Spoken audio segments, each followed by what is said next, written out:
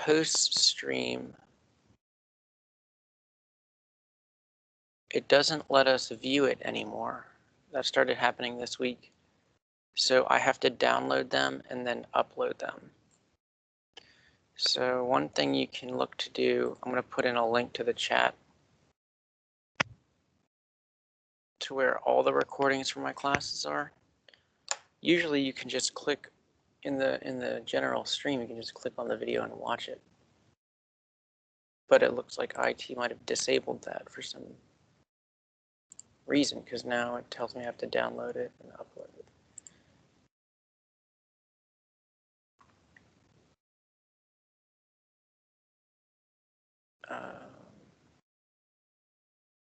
Where did it go? Did they get rid of it?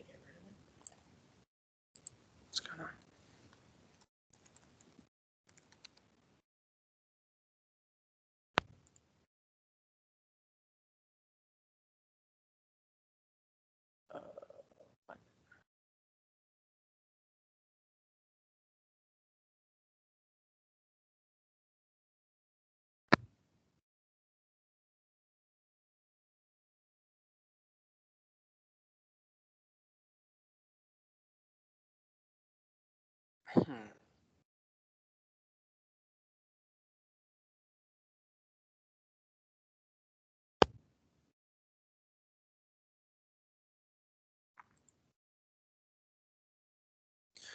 Yeah, Zaina, that seems weird. It's like it's not uploading our recordings anymore. All of our previous ones are up there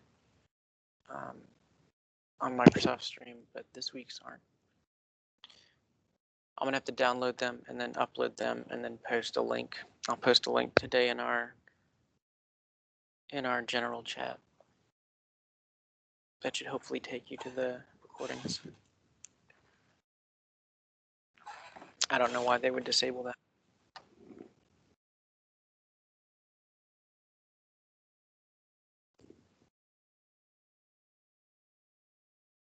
All right, so we're gonna get going. I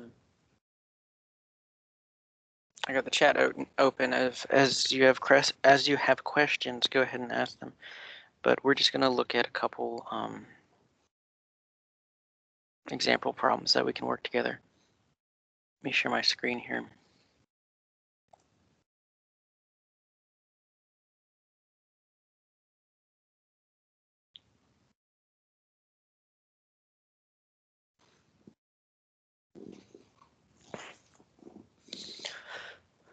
Okay, so as a reminder, the name of the game this week is looking at both constant velocity motion and uniformly accelerated motion, solving problems where we have things that could be moving at a constant speed, or if they're accelerating, that means they're speeding up or slowing down. We had last looked at free fall, which remember is when something's under the influence of just gravity alone. And if you have free fall, if free fall is a thing that's happening, which for now, any problem where there's some vertical motion and objects being dropped or thrown upwards, it's in free fall. We're ignoring air resistance for all this stuff that we're doing, which means that the only force acting on the thing will be gravity. And if free fall is the case, if those conditions apply for free fall, then the acceleration in the y direction is our constant acceleration, little g. And little g has a magnitude of, in the lab, we say 9.80 meters per second squared downwards. In problem solving, you can round that to 10 meters per second squared. And this is, I put an arrow here to show that it's in the downwards direction. So if you choose to call down the negative direction, then you need to call your acceleration in the y direction negative 10 meters per second squared.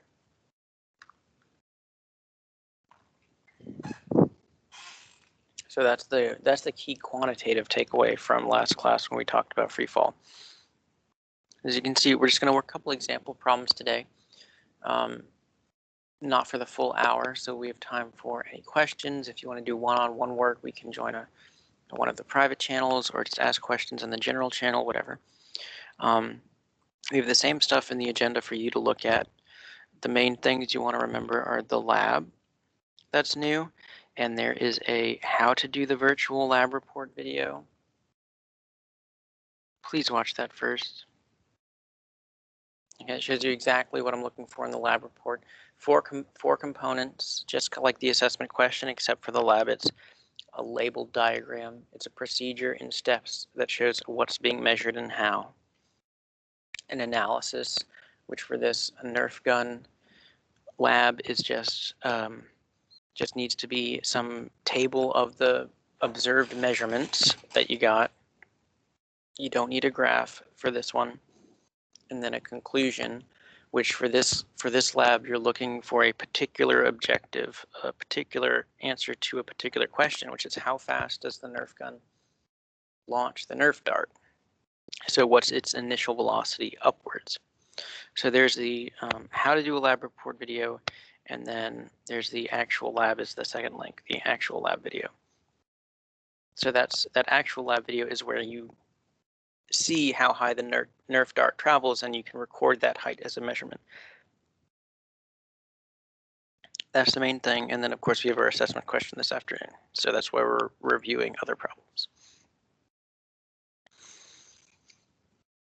The lab assignment is already posted, and attached to it are directions, instructions, whatever extra information that's attached to the assignment. But it's all the same stuff that you can find in the Lab 2.1 page in our class notebook, which is what I've just pulled up there. So what's attached to the lab assignment is the same thing as what's here. We got the rubric here, the objective, a link to a video, and just above that is also the link to the how to do a virtual lab report video. You're not turning anything in for the example lab, how to do a virtual lab report. That is just an example. The actual assigned lab is Lab 2.1. I think I put that as due Wednesday at midnight or something.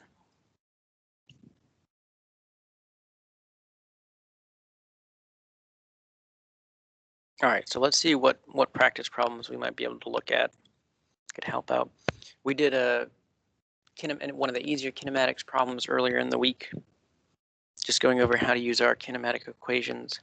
There are a few other practice ones in here that are similar. Then we looked at problem 8 together. That involved free fall if we just drop something from rest, and we saw our motion graphs look similar. There's an object speeding up, so you get a curvy position time, linear velocity, and a flat or zero slope acceleration. But things were moving in the negative direction, so they had a slightly different look to them. But we're still doing the same process. Let's see if we looked at 9. 9 we mentioned is very similar to the actual lab work that you have to do, because this question 9 is saying something is shot or sent upwards. A coin is flipped. You can imagine throwing a ball straight upwards. And at the maximum height, one of the important things it'll come back later in other units. At max height, the velocity in the y direction is 0 for an instant. And you imagine something gets to its maximum height. It was moving upwards, it stops for an instant, and then it starts to move back downwards. So at maximum height, the velocity is 0. So we can call that the final position, the final velocity. So that's why we said our final velocity is 0, and the initial velocity was given in this problem as 5 meters per second. For the Nerf dart launch lab, you'll know that the final velocity is 0 because it goes to a maximum height. You'll know that maximum height, that's something that you can measure from the video or record from the measurements in the video. We know the acceleration, it's a vertical free fall motion, so acceleration will be, in the lab you would say minus 9.8 meters per second squared, because in a lab we use the actual value. This is a problem, so we're just using minus 10. And in this problem, we're asked to solve for delta y. How high does it go? But in the lab, you're actually looking for what is the initial velocity that the dart's shot up with. So this is a good one to solve if you haven't solved it already. If you can solve that, then you know exactly what to do to get your conclusion right in the lab. It's going to be the same process, same kinematic equations. I don't think we solved, we went an overview for some of the more complex questions, so that was this one. Okay, we have kind of two stages of motion happening. The third motion graphs video, I think, is the one where at the end I give an example of multiple stages of motion happening and how to graph that and how you should break up each different stage of motion, and kind of like how I've made these vertical dotted lines to break up the motion into different parts. And it's kind of like putting together a few different simple motion graphs, kind of putting them together into one. And that sets a good outline for how you can try to solve the rest of the problem. So some of the ones, 13, I'm going to put a star by it. 13 looks like just like one of the assessment questions. So this is one to be able to solve. Maybe we can do that together. 14 is the same as 13 except vertical, basically. 16 is just like one of the assessment questions today. And 17.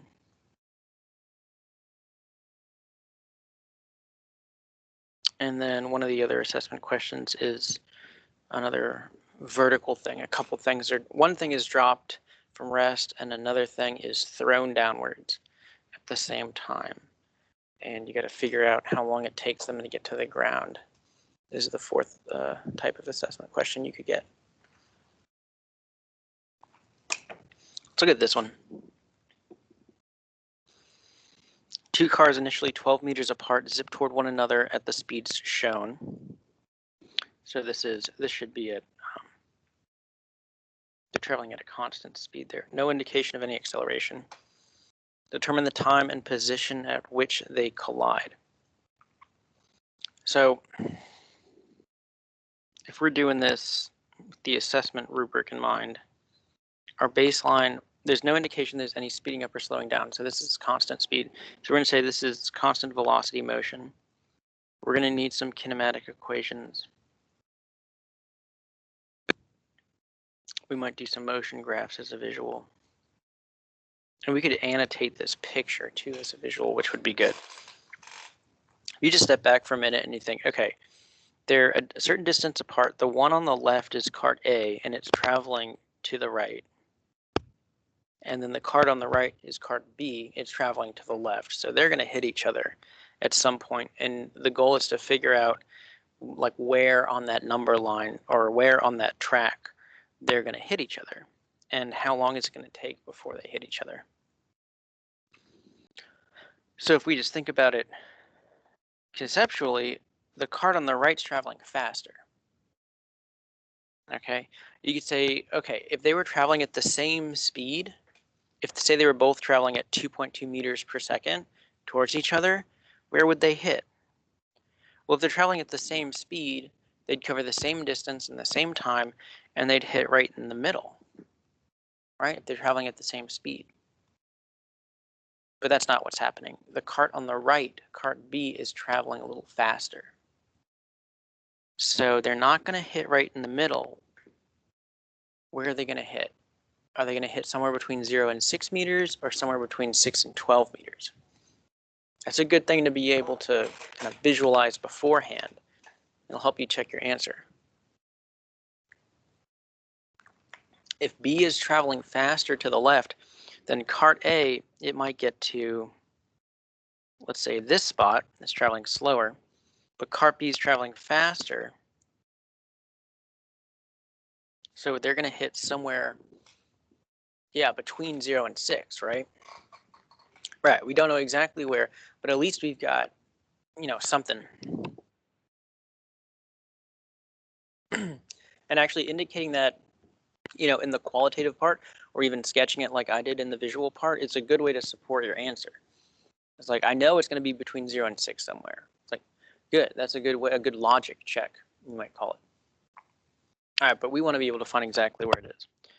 The visuals, we've got these These assessment questions coming out today, they're two objects. So the way I amended or changed the guidelines is you don't have to do all three motion graphs for every object in there, but you can do something, at least one for each of them. So if I did, it's cart A and cart B. So let me do a position versus time for cart A, and maybe just let me do a position versus time for cart B. I'm thinking cart A starts at 0 meters. It's moving in the x direction.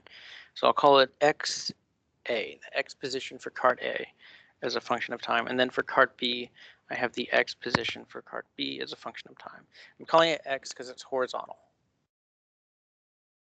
So cart A, where is it starting? Think about starting and ending positions. Cart A starting at 0 position. You can see it's right there on that track. So I'm going to say the first point where I'm going to start my position time graph for cart A is going to be at the origin, where x equals 0. What about cart B?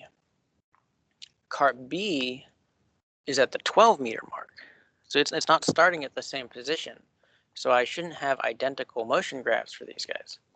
So let's say up here, that's going to be the 12-meter mark. See at the top of the y-axis on my second graph, that's where I'm saying cart B starts from. I've already stated that this is constant velocity motion. I put that in my baseline. So if I know that the velocity is constant, that means I have a linear position versus time. That's something I already know for my visual. I'll have a linear position versus time and flat or 0 slope velocity versus time, and 0 for acceleration versus time. So you might say, I don't even want to bother drawing the acceleration versus time graph. How's that going to help me? All right, fine. Let's stick with the position versus time. So cart A is going to travel at a constant speed to the right, and cart B is going to travel at a constant speed but a faster speed to the left. Remember, our velocities are how fast and in what direction, and by convention we say to the right is the positive direction. So that means cart A is going to have a positive velocity, and then to the left would be the negative direction.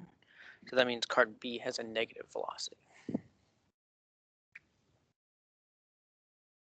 That'll be important in the quantitative part. In the kinematic equation, if we put in velocities, we got to remember to call cart B's velocity negative 2.2 meters per second if we're calling to the left the negative direction.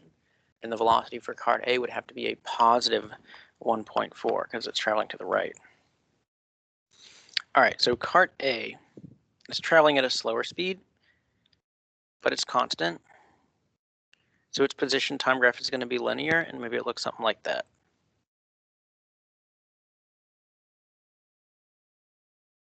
All right, then cart B is traveling in the negative direction at a constant speed. It's getting closer and closer to the 6 meter and then closer and closer to the 0 meter mark. So I'm going to have a negative slope here, but it's traveling faster, which means I should have a steeper slope. The slope on position time tells me my velocity. So our position time graphs might look something like that. And if we could put them right on top of each other, imagine that I guess I could do it actually. If I took this, if they were the same scale graph and I put them right on top of each other, right? You can see where those lines intersect. That would be where they hit each other. And on the x-axis, that's indicating time. That would tell me the time that they hit each other. So you could actually solve this whole problem if you use just a graphing calculator or something. You could put in the linear equations that describe their position as a function of time and just show where they intersect and demonstrate that in the quantitative part, and that would actually be fine. You could do it without kinematic equations. We will use the kinematic equations for this example, though. One thing that people often forget that's really useful for solving problems is the whole delta x can be broken apart. So we'll just put that as a note here before we get going. Remember that delta x is x final minus x initial. That's going to be super useful for this one because we know the initial position of both carts, and we want to find the final position of both carts, and we know that their final position is going to be the same position because they hit each other, right? The final position is going to be where we've annotated our diagram up there, where they collide somewhere between 0 and 6 meters. They collide at the same position. If they're hitting each other, they both occupy the same position finally. So that's a good piece of information to use. We're also calling our carts A and B. So we're going to have a x final for A and an x initial for cart A. The initial position for cart A is 0. That's the one that starts all the way on the left. We're also going to have an x final for cart B and an x initial for cart B. The initial for cart B is the positive 12 meter mark. And something else that we know is that if they collide, if you ever have a problem where things are colliding, or it's like, at what point does the car that's speeding up catch the one that's moving at a constant speed? Like when that happens, when things occupy the same position, you can say that the final position of this object is going to be equal to the final position of the other object. So in this one, we know the final position of cart A is going to be equal to the final position of cart B. Basically just writing down, you write down true stuff that can help you end up solving the problem. So there's some true stuff. I'll write out our kinematic equations, though you don't need to write each one out. You know, when you solve it, you just use whichever ones you need. But I'm just going to put them here as a reference while we solve it.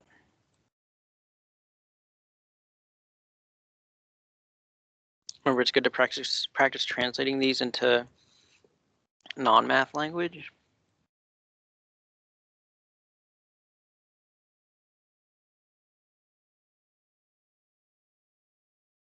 All right, so there's kind of my quantitative tools that I can use right there.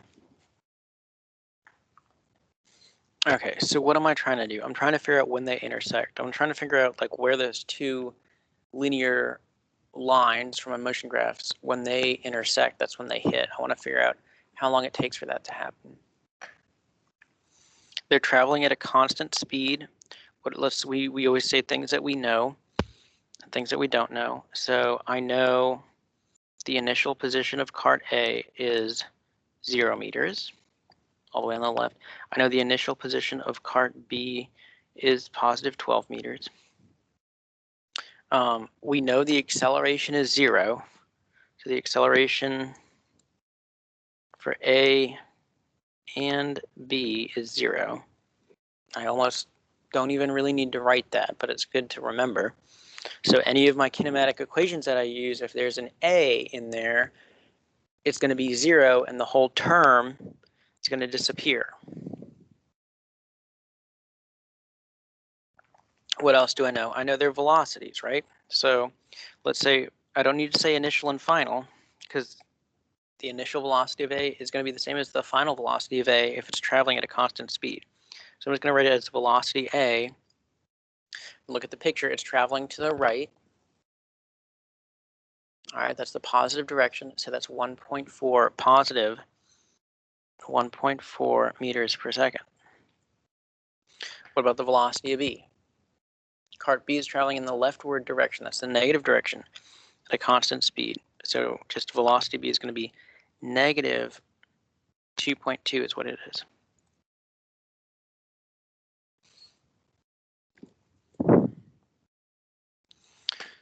I don't know the exact final positions or their displacements, but I know that's one of the things I need to find out. Where do they hit each other? But we know this thing, their final positions are going to be the same position. So I know x final for A is going to be equal to x final for B. That's super useful here. Makes solving this a lot easier. We don't know the amount of time it takes, What other values are there? The final velocities, those are the same as the initial velocities, so we don't have to worry about that. So we've pretty much said all the stuff we know. We don't know the time it takes for them to collide, and we don't know their final positions or total displacements. That's what we're trying to find out. Remember, our acceleration is 0, so any kinematic equation we choose to use with an a in it is going to go to 0. So we want something that includes, we want to find a way to get what these things.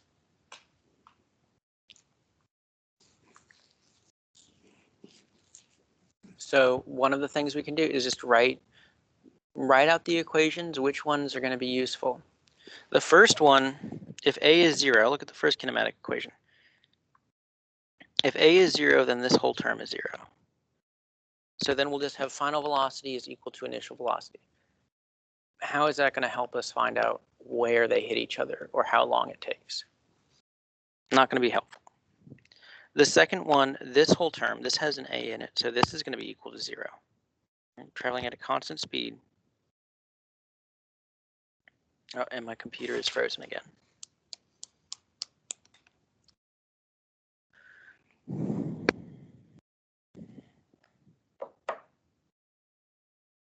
That second kinematic equation will be useful because when acceleration a is 0, you just have delta x equals velocity times time. So that one we can use, we can write it for each object.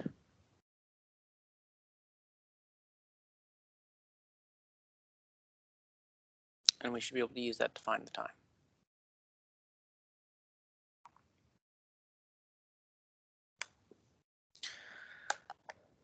And I'm having technology troubles now. I'm going to have to reboot this computer. Sorry, everybody.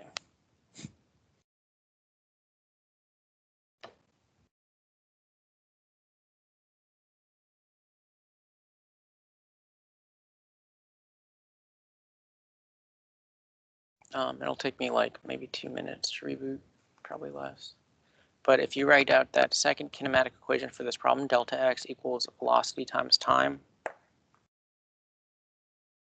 and then separate that delta x out into x final minus x initial, and you can write that equation for each object. So you'd have x final for cart A minus x initial for cart A equals velocity of cart A times time.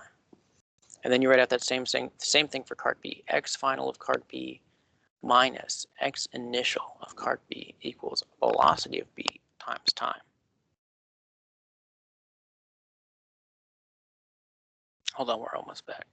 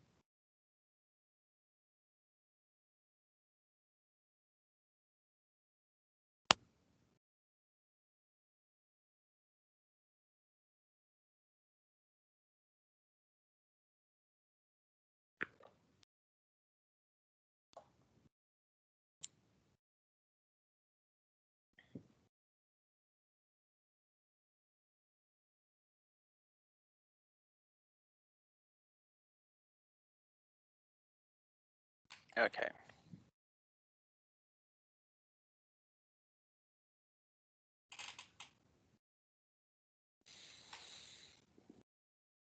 All right, so if we take a look at this second equation, take this one over here, and then write it in purple.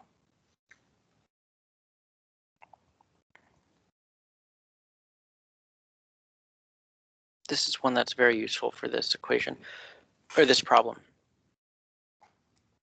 Acceleration is 0, so this whole term is 0. So immediately, if something's 0, substitute the 0 in, make the equation simpler. So the equation that we have to use is just this. Our carts are moving at a constant speed, so initial and final velocities are the same. We can separate our delta x. Remember, delta x is final minus initial. So here's something to work with, right? We know their velocities. We know their initial positions. We want to find something like the time it takes to impact, and we also want to find what their final position is. But we know, very important, we know their final positions are going to be equal to each other. So here's where we do it. We take it, we apply that equation to each object. We have 2 objects. Right, you can think about what's a true math statement I can write about each object. So I would have x final position for cart A minus initial position for cart A equals the velocity of cart A times time. And then I can also write the same equation for cart B, x final position of cart B minus initial position for cart B is the velocity of B multiplied by time. And then let's circle it again, maniacally. Their final positions are the same. This is a good way to solve systems of equation. If their final positions are the same, we could solve each equation for that final position. It's rearranging the equation.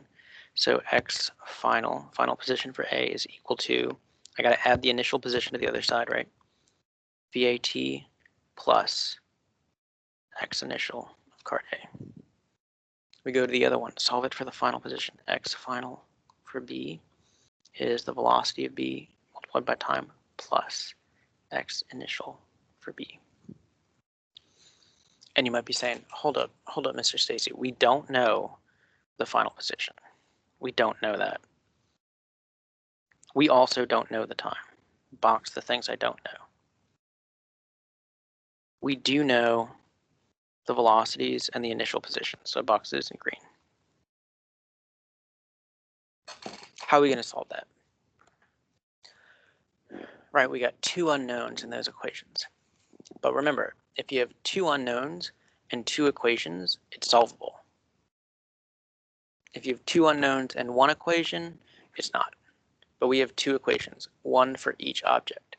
So if you have 2 objects, which you will have in the assessment question today, you need to write an equation of the motion of each of those objects and see what you can do. The time is going to be the same, right? The time it takes for one car to travel the distance to collide is going to be the same as the time it takes the other car to travel that distance to collide. Their final positions are going to be the same because they're colliding. So we can say since x final for cart A equals x final for cart B, we can set those equations equal to each other. So I'm going to take this. That's the cart A stuff. Velocity of A times time plus the initial position of cart A is equal to this stuff. Very important that you see why we can set these equal to each other. We've just taken two. These are linear equations, right? VAT plus x. That's the orange function up there on these graphs. And I showed you we could drag those graphs so that they're right on top of each other and we can see where they intersect. You can solve it graphically. But the equations that we have written that are set equal to each other now at the bottom of the page, those are the equations of those orange functions. So we're setting them equal and saying, okay, where they intersect, that's what we care about, where they collide. Okay, so the time is something that we can solve for now because we know the velocity of A, we know the initial position of A, we know the velocity of B, we know the initial position of B. So the thing we want to solve for is the time. Now we have one equation and one unknown. So how do I need t by itself. Now I got to do some more maths, huh? Let's see. If we want to get a variable by itself, we got to get it on the same side of the equation. It's a good thing to do. So let me subtract BBT from both sides.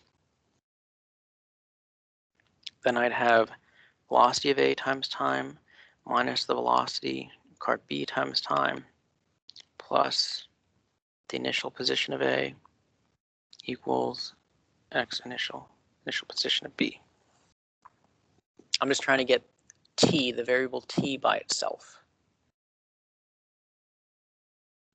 I could move this initial position of A variable to the other side by subtracting it so that I got velocity of A times time minus velocity of B times time. All I'm doing now is moving stuff around so that I can get the time variable by itself. What do you do if you want to get t by itself in this step here? There's something you can do right there to make it so that you only have one t. That's going to be super useful. Divide on both sides? We will end up having to divide. But if I just want to have one t, you can imagine it's something like, the times are the same? We're going to factor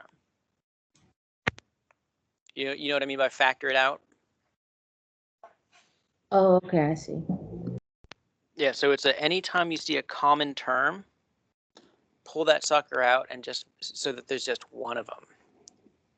So that's what we'll end up needing to do that a lot. Yeah. What you put in the chat? Yeah. So I got t good times VA minus VB. And then I've got my positions over here. Now, once we substitute our numbers in, this is going to become super simple. The main work here is trying to figure out how can I get something useful. I got to get the final position or the time. So right now we're solving for the time. That's the thing we want, so we got to get it by itself before we substitute. All right, now we're good to go, right? Now I can divide by VA minus VB, and I'll have time by itself. All right, this is gone. And so I have t equals x initial of B minus x initial of A divided by velocity of A minus velocity of B.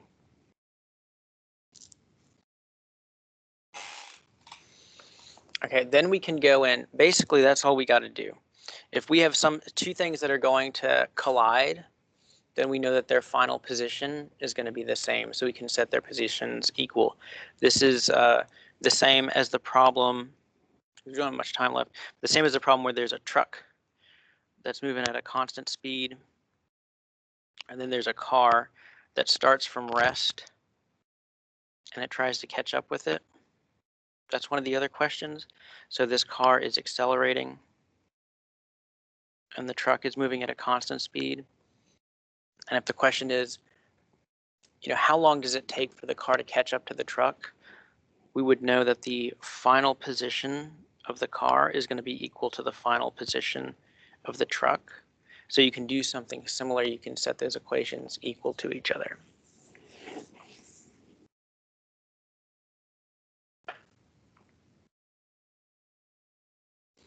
All right, so at any time we get some final expression like we have it solved, that's really, you've solved the question. You'll have, like in a question like this, if you get this assessment question about the colliding carts, there'll be different numbers in there.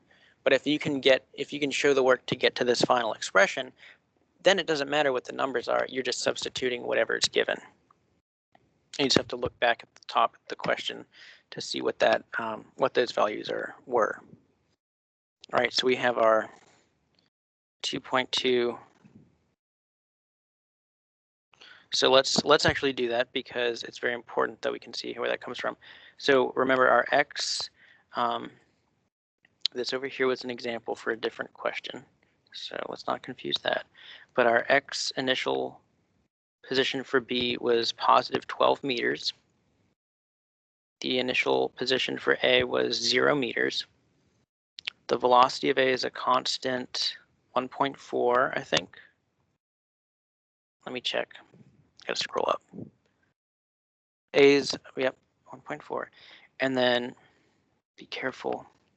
The velocity of B is 2.2, but it's to the left. So you gotta have the negative there. Okay, so those are all the only things I need now, right? Because I only have 4. So excuse me. I'm just substituting into my equation now. I have 12 meters minus 0 meters divided by velocity of A is 1.4 meters per second minus negative 2.2 meters per second. See what's happening there? So we got 12 meters divided by, so this is 1.4 plus 2.2. All right, so it's 3.6, right? 3.6. And that's whatever that is. And then we finally take the calculator. Usually I try to make problems with numbers where you don't really need the calculator. Because really only the arithmetic, we don't want to waste time number crunching and doing a bunch of arithmetic. That's what calculators are for. So there should really only be one final step in the problem where you need to do the arithmetic. Okay, so I got 3.33. Okay, and that's going to be in seconds, so that's the time. So it takes 3 1/3 seconds for them to collide. And the other part of the problem was, where do they collide? Okay, if I want to know where cart A collides, let's go back to this equation.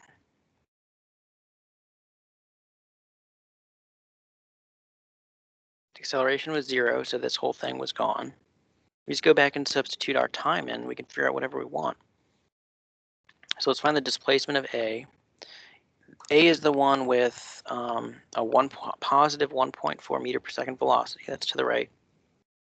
And now we know the time is 3.33 seconds. 1.4 times 3.33. Nice thing about physics problems is once you get an answer, you can always go back and check and see if it's right. Like if you check, you should know if you're right. So the displacement, how far cart A travels to the right, should be 4.662 meters. We could do that for cart B. We would have velocity of B times time and the rest of the equation here, but the acceleration is 0. So this whole term here is 0. And then we've got, okay, how far did cart B travel? Let's see where it ended up. Velocity, remember, minus 2.2. Yep, that's right, meters per second. And then the time is the 3.33 seconds. So we get minus 2.2 times 3.33. Minus 7.326 meters. So that tells me for the displacement of cart B, it moved to the left in the negative direction 7.3 meters. What's the sum of these? If cart A moves 4.662, where is that up in our original picture? Remember, we said it should be between 0 and 6. Conceptually, that made sense at the very beginning. So 4.662 is 1, 2, 3, 4. Oh my gosh, look, it's like right there. It's almost right where we drew our X. So that's the positive displacement of cart A is 4.662 meters. So it gets right here because it's traveling slower. And then the other dude, cart B, is traveling to the left at a faster speed So we say negative velocity, and its delta x is minus 7.338. What was it? Got to scroll down. 7.326. Whatever. See, it's that remaining distance between 0 and 12 meters. I already forgot what the number is. Something like that. Right, so when we add those two displacements up, we should get 12 meters. 7 and 4 is 11 and change. 9, yeah. So we had some rounding in there. But see, now that we've figured that out, we found the time and then the displacements, and we can check it because we can go back to that picture and we can say, yes, it should. We know it should be between 0 and 6 meters somewhere. There we go.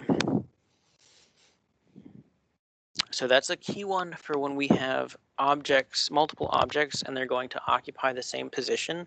Separate out the delta x or delta y into final minus initial position, and you could set the, if they occupy the same position after some period of time, then you can say that their final position of one object is equal to the final position of the other object. And you can set those equations equal to each other.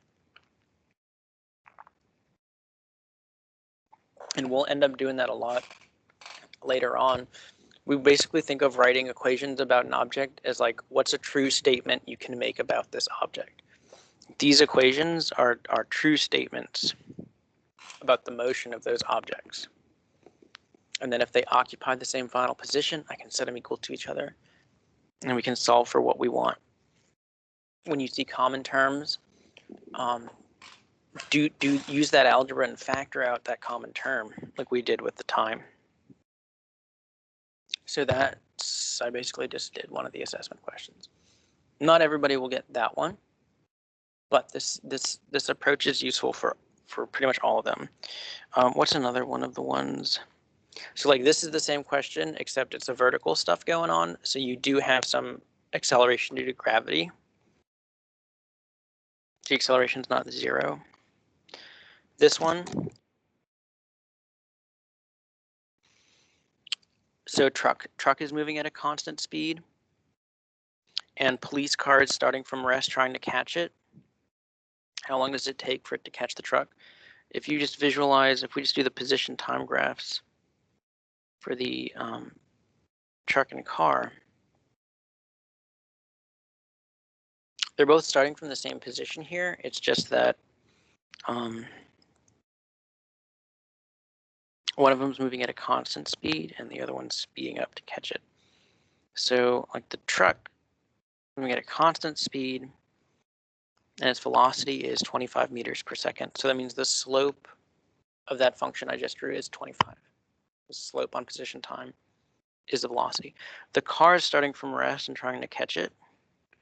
So it's doing that. And if you want to think about it graphically, just like the last one, bam, right? Where they intersect, that y-axis is literally the road. It's their position on the road. So that's what you're trying to figure out. Where they intersect, they're going to have the same final position. And this question's asking, how long does that take? How long does it take for the car to catch the truck? So there's your t final. Here's our t initial. Okay, so this amount of time from there to there is what we call t, the time. So just like in the last question, we're solving for time, and you know they occupy the same final position. This one you have constant velocity motion for your truck, and you have accelerated motion for your car. So you have to include that acceleration for the car in the equation you write for the car. 17 is another one almost identical to one of the assessment questions. It's 8:05. We're about to go. Okay. But this one, the occupant of this hot air balloon must abandon ship. And so he jumps out and he starts falling. His initial velocity in the y direction is 0. So it's like dropping a ball from rest. He's going to fall, and he needs to be caught by this rescue drone. And the distance here, if we read the problem, the distance between the drone and the balloon is 5 kilometers. Make sure you recognize that that is 5,000 meters, because every other distance is in meters here. So this drone needs to accelerate. So we need to have some equation like this. Let's call it lowercase d subscript d for the drone.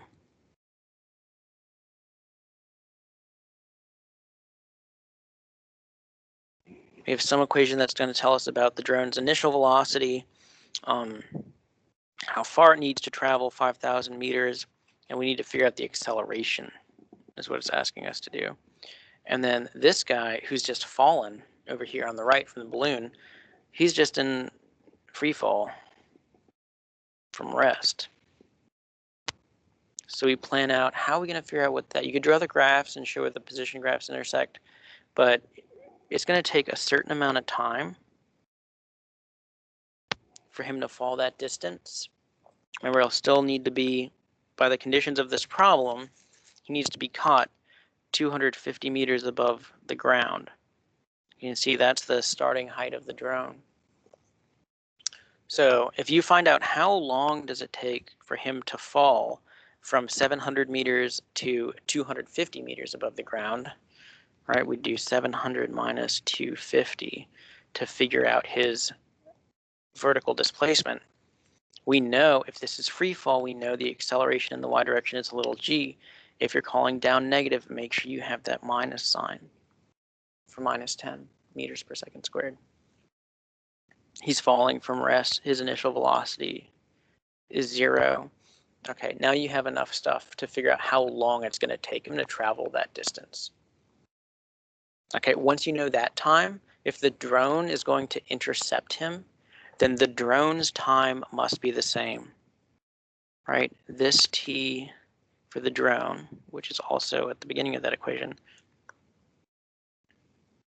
that t must be equal to our orange t. All right, so there's, instead of setting the final positions equal, you can say, oh, it's got to be the same amount of time. So however long it takes him to fall, that's got to be the same time constraint the drone has to speed up and cover that 5,000 meter distance. And the question is asking, what does the acceleration of the drone have to be? So you're solving for the acceleration of the drone to get there. Notice these types of questions that we just looked at today are a bit more complex than like a basic textbook question. We got to think a little bit, but that's why we do visuals to help organize the problem. We state the baselines, like what's the stuff we got to use to solve it. Then you do the math for the quantitative. And make sure you do include your qualitative for your assessments today, which are please like at least 2 to 3 sentences at least. But it's kind of like walking through what did you do to solve the problem, and that can be very good even if you don't do the question correctly. In your qualitative part of the answer, you can get points for that, and then that can also show me how you were thinking about the problem, and I can give you better feedback for you to do a reassessment. Okay. It's 8:09. Happy Friday, everybody. Make sure you check the assignments tab this evening. Make sure if you had requested a reassessment that it shows up. If not, email me so I can fix that, but everybody should be scheduled. You got a lab, you can finish that. That's due Wednesday. And that's 8:10. Adios.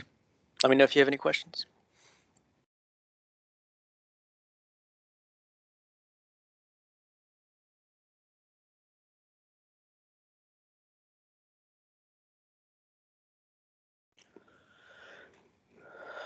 Thanks, you too. Have a weekend.